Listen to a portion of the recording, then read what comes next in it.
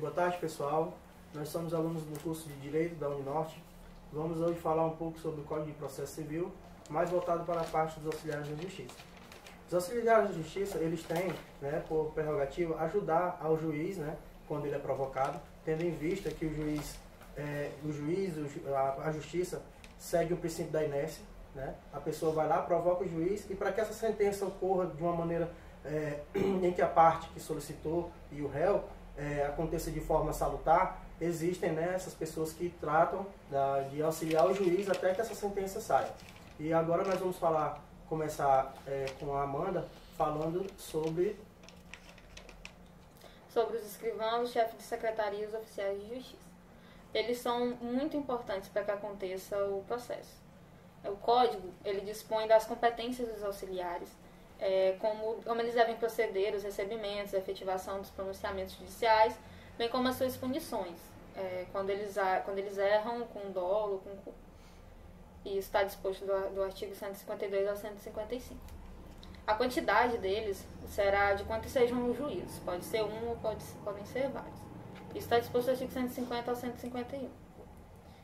O escrivão e o chefe de secretaria, eles exercem as mesmas funções, só que o escrivão, ele tem competência na Justiça Estadual e o chefe de secretaria na Justiça da União.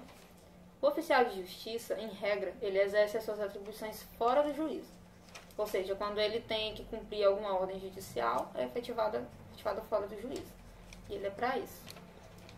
E agora eu vou falar do perito. O perito ele está localizado no artigo 156, 157 e 158. O perito é a pessoa que declara ante um tribunal e que detém a característica particular de possuir conhecimentos técnicos e científicos para determinada área da arte, do ofício ou da ciência, os quais lhe permite emitir opiniões sobre matérias relevantes para a resolução de um juízo. O perito judicial atua nas varas da Justiça Federal, Estadual e a Justiça do Trabalho. O perito judicial entra em ação toda vez em que uma perícia judicial for solicitada por uma das partes interessadas ou ao entendimento do juízo, caso o processo não apresente os elementos suficientes capazes de convencer e, em decorrência disto, levar a um julgamento justo. O artigo 157, ele fala que o perito ele tem o dever de cumprir os prazos determinados, que são os prazos legais, que o juiz designa, e empregando toda a sua diligência. Ele pode excusar-se de participar do processo, alegando motivo legítimo. Para isso, ele tem 15 dias para alegar esse motivo legítimo, a contar da intimação, da suspeição ou do impedimento supervenientes, podendo, sob pena de renúncia ao direito de alegá-lo. E o artigo 158, ele fala que o perito, por dolo ou culpa, prestar informações inverídicas, responderá pelos prejuízos causados às partes e ficará inabilitado de atuar em outras perícias no período de 2 a 5 anos. Independente das demais sanções previstas em lei, devendo o juiz comunicar o fato ocorrido ao órgão de classe para adoção de medidas que entenderem cabíveis. Bem, eu vou tratar da seção 3 do Código de Processo Civil, que vai falar da figura do depositário e do administrador. Dentro do processo judicial, por muitas vezes, o juiz solicita que seja resgatado ou então arrestado, penhorado algum bem. Então, para que isso aconteça, por muitas vezes o processo é moroso, então há necessidade de alguma pessoa cuidar desse bem, como por exemplo um carro. O juiz manda resgatar um carro, esse carro vai precisar de algum cuidado especial. Então o juiz vai nomear uma pessoa, um depositário ou um administrador, para que ele possa sim cuidar desse bem, que ao tempo da justiça, quando a justiça solicitá-lo para favorecer alguma parte, ou até a própria justiça, para ela ser resgatada, esse bem esteja bem cuidado e bem tratado. Isso, o artigo 159 fala de quem são as pessoas que são responsáveis por isso, Como é que é feito essa nomeação das pessoas, No artigo 60, ele vai tratar tipo de uma remuneração que essa pessoa vai merecer por conta dela ter cuidado desse bem. Tendo em vista que esse cuidado, essa remuneração, vai ser observado o que essa pessoa gastou, né, para que esse bem pudesse ficar bem cuidado, bem tratado. E no 161 vai tratar sobre que o depositário ele vai responder judicialmente se, por culpa ou por dolo, esse bem se deteriorar. Porém, vai ser observado também, né, nesse julgamento aí do juiz, ele vai ver se a pessoa gastou alguma coisa até o tempo em que antes da deterioração desse bem. Então, são esses 3 artigos que tratam, né, vai falar, o artigo 159 vai falar de como é feito esse resgate e como é que é feito essa penhora, esse arrestamento. O 160 vai tratar de como é que é feito essa remuneração por parte do juiz, por parte da justiça para essa pessoa que cuidou do bem. E o 161 vai falar de como essa pessoa responde caso ela não cuide do bem como se fosse dela, né? Que o objetivo principal é esse, a pessoa cuidar do bem como se fosse dela, né? Porque querendo ou não ela tem o encargo judicial para que ela cuide desse bem e ao tempo da justiça seja restituído tão melhor ou da mesma forma que foi. Então, são esses 3 artigos que falam dessa figura do depositário e do administrador. Bom, eu vou tratar da seção 4, do tradutor e o intérprete. O tradutor e o intérprete são auxiliares da justiça por necessidade técnica. Estão dispostos nos artigos 162 ao 164. O artigo 162, o juiz vai nomear um intérprete ou tradutor quando necessário para. Em 3 incisos, ele vai dizer, deixa claro na realidade, as funções do auxiliar e do tradutor, do intérprete e do tradutor. Que o inciso 1º diz que traduzir documentos redigidos em língua estrangeira. No inciso 2º fala, verter para o português as declarações das partes e das testemunhas que não conhecerem o idioma nacional. No inciso 3º deixa claro também que realizar a interpretação simultânea dos depoimentos das partes e testemunhas com deficiência auditiva que se comuniquem por meio da linguagem brasileira de sinais, o equivalente quando assim for solicitado. O artigo 163 fala daquelas pessoas que não podem fazer parte, não podem exercer essa função de intérprete ou de tradutor, que são pessoas que não possuem a livre administração de seus bens, e for arrolado como testemunha ou como perito no processo. E o inciso 3º também fala que o inciso 3º deixa claro que se ele foi inabilitado para o exercício da profissão por pena condenatória enquanto estiverem com seus efeitos. Quando a pena condenatória estiverem produzindo efeitos, eles não poderão exercer a função de intérprete ou tradutor. E o último artigo, 164, diz que é obrigatório ou não, mas tem que exercer essa função de ofício. Bem, eu vou falar sobre os conciliadores e mediadores judiciais. O novo Código de Processo traz essa novidade, com a expectativa de que se reduza a quantidade de processos que vem se arrastando na justiça há muitos anos.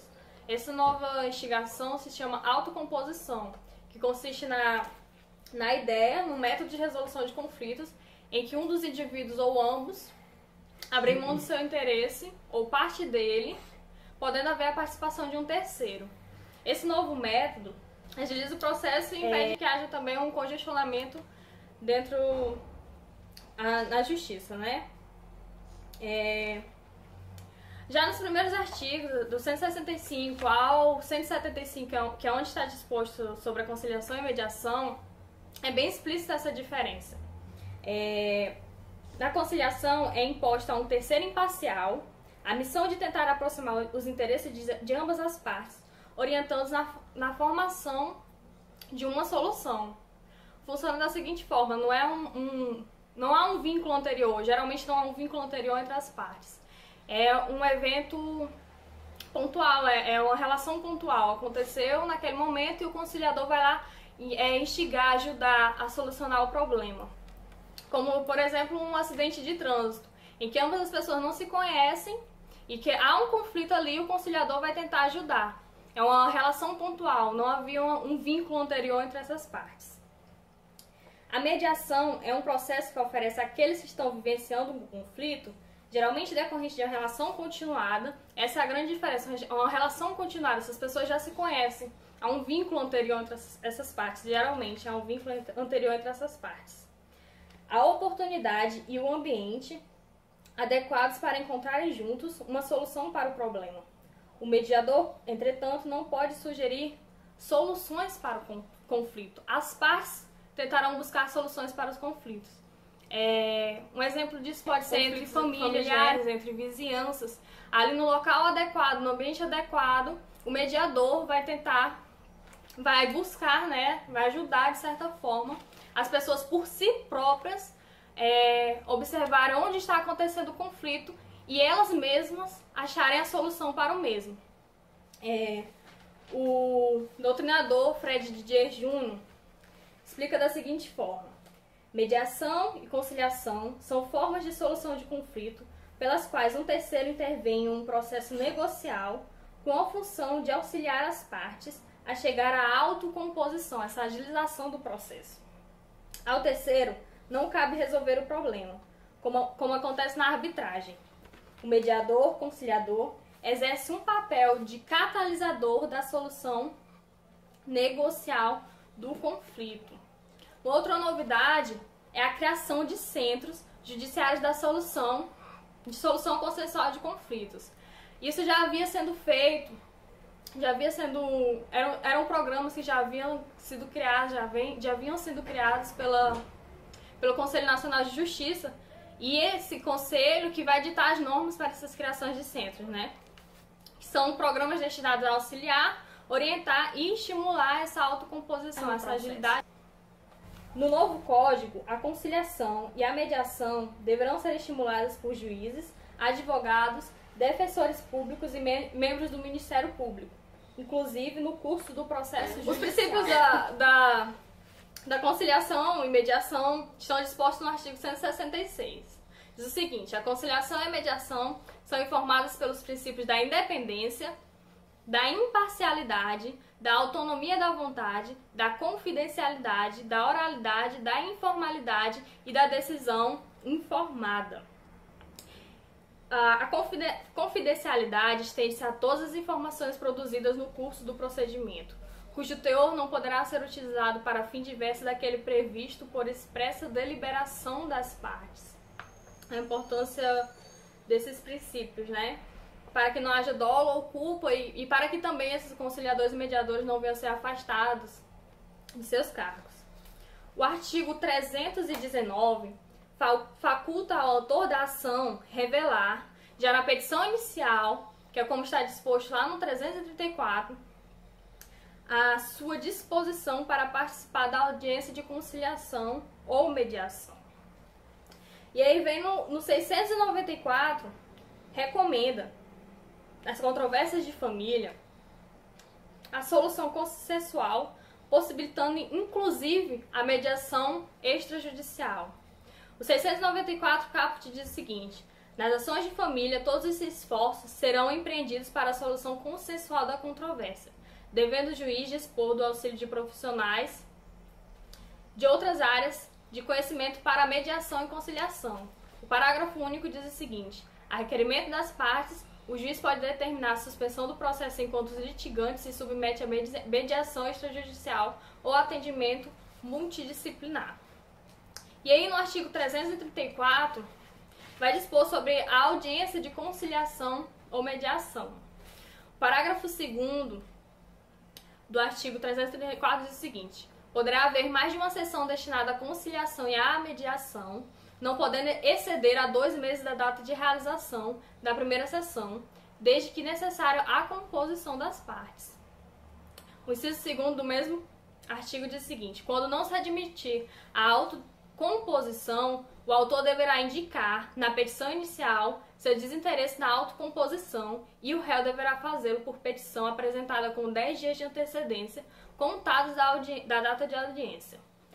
O parágrafo 8º diz o seguinte: o não comparecimento injustificado do autor ou do réu à audiência de conciliação é considerado ato atentatório à dignidade da justiça e será sancionado com multa de até 2% da vantagem econômica pretendida ou do valor da causa, revestida em favor da União ou do Estado.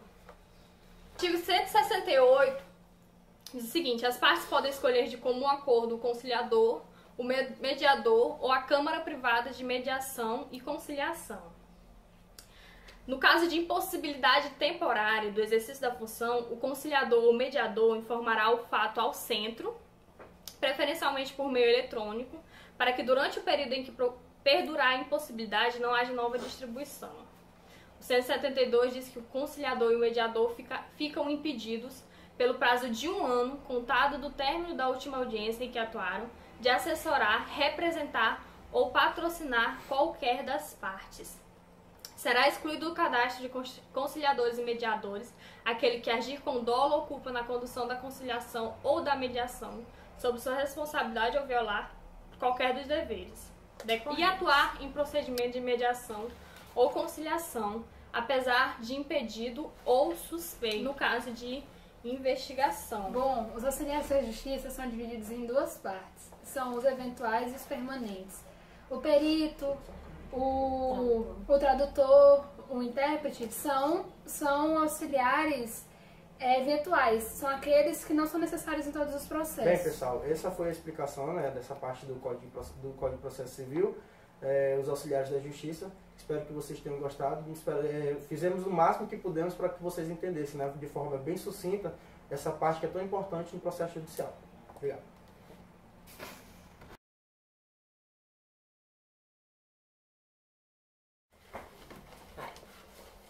Boa tarde.